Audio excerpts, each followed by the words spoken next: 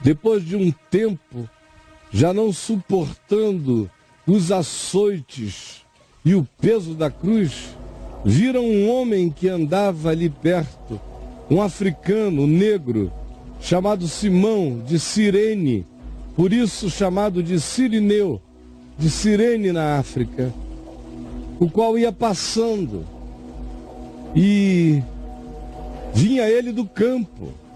Ora, esse homem é pai de Alexandre de Rufo, que vieram posteriormente a se converter e tornarem-se discípulos de Jesus.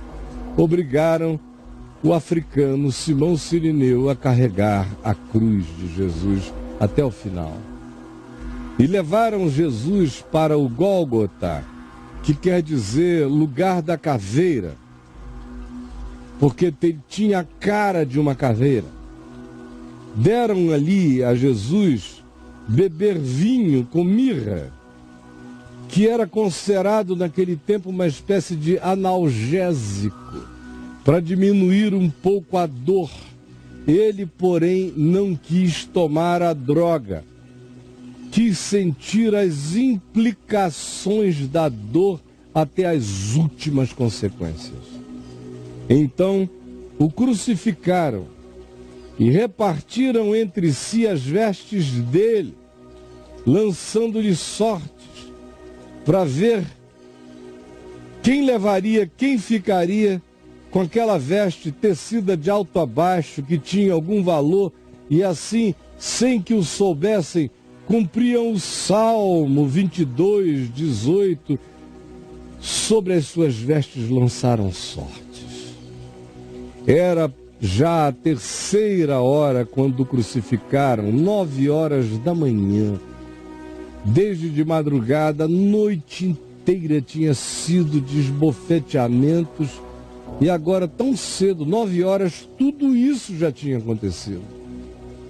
Quando ele foi pendurado naquela cruz. E por cima, escreveram uma epígrafe com a seguinte acusação: o rei dos judeus. Ou, a acusação dele era o Messias. É disso que ele era acusado. Com ele crucificaram 2 ladrões, um à sua direita e outro à esquerda.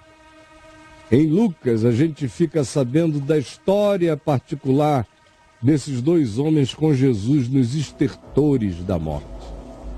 E assim, cumpriu-se a escritura que dizia pelo profeta Isaías: com os malfeitores foi contado. Os que iam passando, porque o lugar era fora dos muros da cidade, mas era um caminho de passagem intensa, e os romanos crucificavam pessoas em vias movimentadas fora da cidade para não ofender os judeus, porque dentro da cidade era proibido, mas tinha que ser em lugares de fluxo para que todo mundo visse e temesse.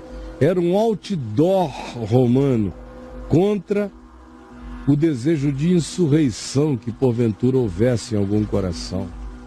Os que iam passando blasfemavam de Jesus, sacudindo a cabeça e dizendo: ah, tu que destróis o santuário e em 3 dias o reedificas. Brincadeira. Salva-te a ti mesmo, desce da cruz, se tu podes alguma coisa. De igual modo, os principais sacerdotes, os teólogos, as autoridades do povo, da religião, escarnecendo, diziam, com gargalhadas: olha só, o palhaço salvou os outros. Salvou tanta gente, não é? Ressuscita mortos. A si mesmo se salve, se puder. Desça agora da cruz, se ele é o Cristo, Rei de Israel, para que vejamos e creiamos. Desce daí. Também os que foram com ele crucificados o insultavam. Chegada a hora sexta, às 3 horas da tarde, houve trevas sobre toda a face da terra, até a hora 9, do meio-dia às 3 da tarde. Chegado ao meio-dia, houve trevas sobre toda a face da terra, até as 3 horas da tarde. 3 horas de escuridão cobriram o cenário daquela crucificação. Às 3 da tarde, a hora nona, clamou Jesus em alta voz. Céus escurecidos, um cenário lúgubre, e ele grita: Eloi, Eloi, lama sabachthani. Eloi, Eloi, lama sabachthani. Que quer dizer: Deus meu, por que me desamparastes? Alguns dos que estavam ali, ouvindo isto sem entenderem nada, o povo não entende quase nada, diziam: olha, ele está clamando por Elias. Não sabiam nem fazer a distinção de Eloi, Eloi, Eloi, Deus, de Elias. Mente do povo interpreta o que quer. Olha, ele está chamando por Elias. Eloi, Eloi, Eloi, Eloi, lama sabachthani. E assim interpretaram eles equivocadamente. Jesus só estava recitando o Salmo 22. Deus meu, por que me desamparaste? Alguns dos que ali estavam, ouvindo isto, diziam: ele chama por Elias. E um deles correu a beber uma esponja em vinagre e, pondo-a num caniço, na ponta de um caniço, deu a Jesus de beber, dizendo: vejamos se Elias vem tirá-lo daqui. Vamos tornar a vida dele um pouco mais azeda para ver se Elias o socorre. Mas Jesus, dando um grande brado, expirou, entregou o Espírito. E o véu do santuário de Jerusalém, grosso, espesso, imenso, de alto a baixo, não rasgável por mãos humanas, rasgou-se em 2 partes, de alto a baixo. Do céu para a terra acabou o véu que separava. O centurião que estava em frente dele, em frente de Jesus, vendo que ele morrera, que ele expirara, disse: verdadeiramente este homem era o Filho de Deus. E nós o matamos. Estavam ali também algumas mulheres, observando de longe. Entre elas Maria Madalena, Maria, mãe de Tiago, ou seja, de Jesus, e de José, e ainda Salomé, as quais, quando Jesus estava na Galileia, o acompanhavam e o serviam. E além dessas mulheres, muitas outras mulheres o serviam, andavam com ele e haviam subido com ele da Galileia para Jerusalém, e por ali também estavam.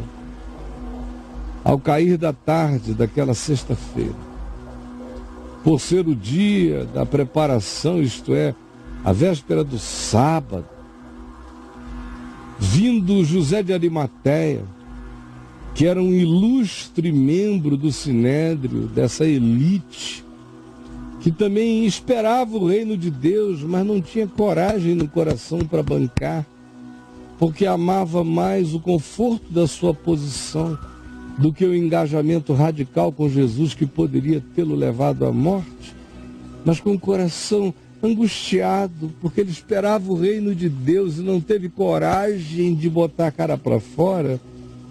Dirigiu-se agora, depois da morte de Jesus, resolutamente a Pilatos e pediu o corpo de Jesus.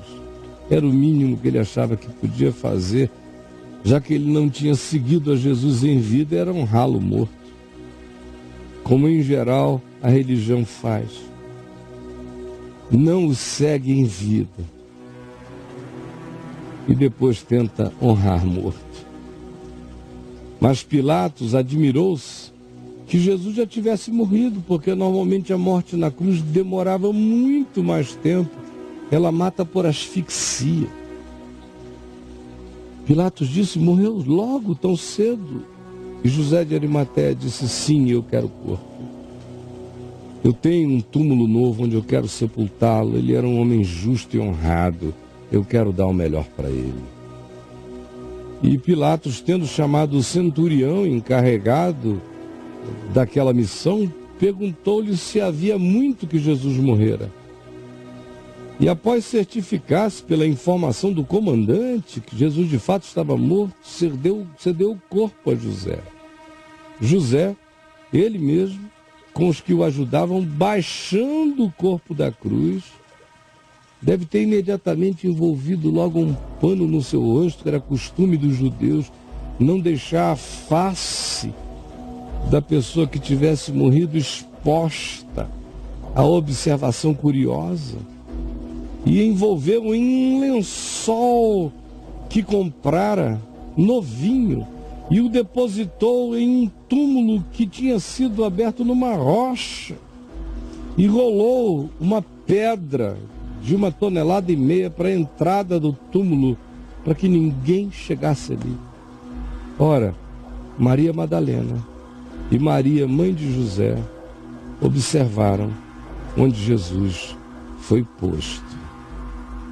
Era o entardecer do sábado daquela agonia.